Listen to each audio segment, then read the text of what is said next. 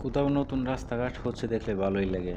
এই যে দেখেন, এটা বগুড়া রংপুর মহাসড়ক বা ঢাকা রংপুর মহাসড়ক 4 লেন হচ্ছে। নতুন নতুন ভালো লাগতেছে, কাজ কাম চলতেছে।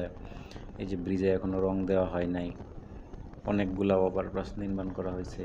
মানে নতুন কোনো কিছু হলেই ভালো লাগে। আপনি রাস্তাঘাট বলেন, ব্রিজ বলেন, এমনকি নতুন জামা কাপড় কিনলেও ভালো লাগে, নতুন গাড়ি কিনলে তো আরও ভালো লাগে।